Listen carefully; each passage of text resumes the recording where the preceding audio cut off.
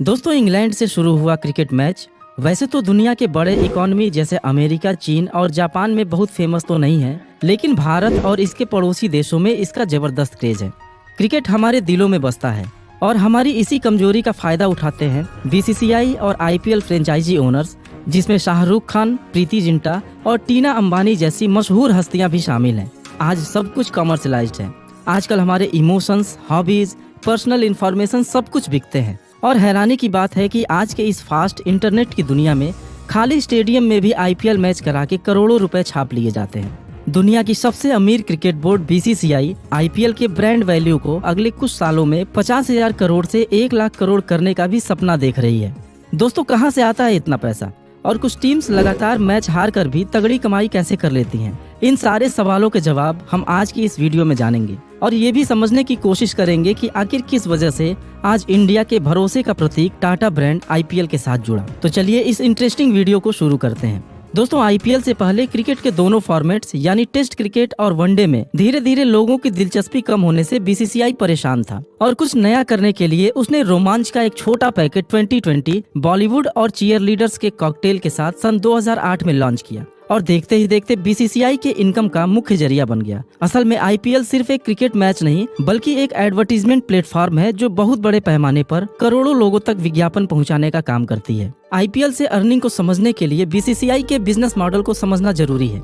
सबसे पहले बीसीसीआई उन प्राइवेट फर्म्स को आईपीएल फ्रेंचाइजी के लिए ऑफर करती है जिनकी ओवरऑल रेवेन्यू 3,000 करोड़ से ज्यादा होती है और एक सिटी या स्टेट के नाम से उन्हें जोड़कर आईपीएल ग्रुप में ऐड कर लिया जाता है। आपको तो पता ही होगा कि 2022 आईपीएल सीजन के लिए अभी जल्दी ही लखनऊ सुपर जायंट्स और गुजरात टाइटंस को 12,000 करोड़ से भी ज्यादा रुपए लेकर ऐड किया गया है। एक बार आईपीएल सीजन के लिए टीमों के नाम फाइनलाइज्ड हो जाने के बाद फ्रेंचाइजी बोली लगाकर अपने पसंदीदा प्लेयर्स को खरीदती है, लेकिन एक कंप्लीट टीम को बनाने में $11 मिलियन यानी कि लगभग 85 करोड़ रुपए से ज्यादा खर्च नहीं किया जा सकता। कुछ रेप्यूटेड प्लेयर्स या यूं कहें कि कैप्ड प्लेयर्स होते हैं जिनको एक मिनिमम प्राइस से कम में नहीं खरीदा जा सकता।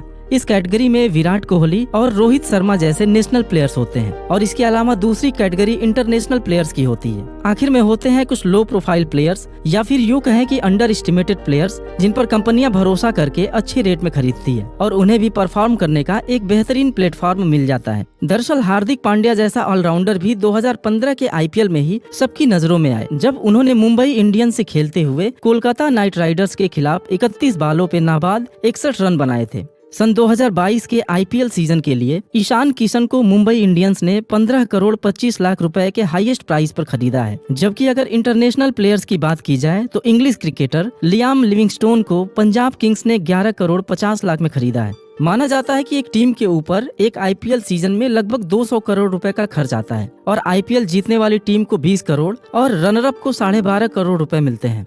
अब ये समझना जरूरी है कि इतनी मोटी रकम बीसीसीआई को देने के बाद अगर कोई कंपनी मैच जीतकर महज 20 करोड़ पाती है तो वो फायदे में कैसे है? दरअसल मैच का प्राइज मनी इनकम का एक छोटा हिस्सा है और इसके अलावा बहुत से ऐसे जरिए हैं जहां से पैसा आता है। आइए एक एक करके जानते हैं।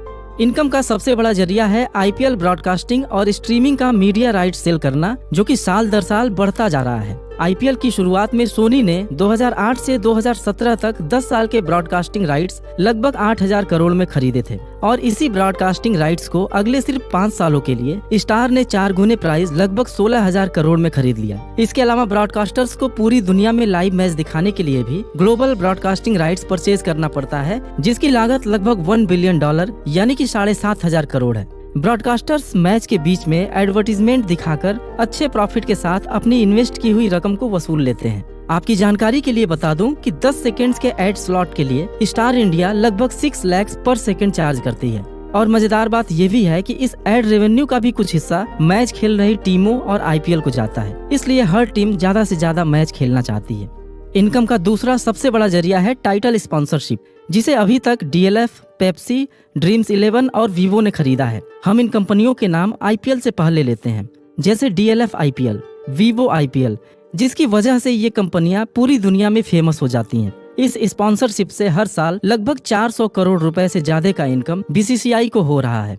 दरअसल 2022 का भी टाइटल स्पॉन्सर चाइना की मोबाइल कंपनी वीवो ही थी, लेकिन गलवान की घटना के बाद भारत चीन रिलेशंस में आई दरार की वजह से यह कॉन्ट्रैक्ट कैंसिल कर दिया गया और पहली बार इंडिया की सबसे रेप्यूटेड कंपनी और हमारे भरोसे की प्रतीक टाटा ग्रुप को अगले 2 सालों के लिए IPL का टाइटल स्पॉन्सर बना दिया गया। दोस्तों, टाटा ग्रुप डिजिटल मार्केटिंग की दुनिया में कहीं न कहीं रिलायंस, अमेजॉन और फ्लिपकार्ट जैसी कंपनियों से पीछे छूट रही थी। अपनी इसी कमी को दूर करने के लिए पहले टाटा ने अलग अलग फील्ड्स की लीडिंग कंपनियों को एक्वायर किया और अब एक super app Tata Neu launch किया है, जिसके जरिए एक ही प्लेटफॉर्म से online grocery Big Basket, online pharmacy 1mg, e commerce Tata Cliq, consumer electronics Croma और फैशन रिटेल वेस्ट साइड जैसी और कई सर्विसेज को एक्सेस कर पाएंगे। और टाटा को अपने इस ऐप के प्रमोशन के लिए IPL से बेहतर प्लेटफॉर्म नहीं मिल सकता था। दोस्तों, आइए वापस लौटते हैं अपने उसी सवाल पर कि IPL में पैसा आता कहां से है। जैसा कि मैंने पहले बताया कि इसका सबसे बड़ा जरिया है मीडिया ब्रॉडकास्टिंग राइट सेल करना और टाइटल स्पॉन्सरशिप। इसके अलावा हर टीम का भी एक स्पॉन्सर होता है,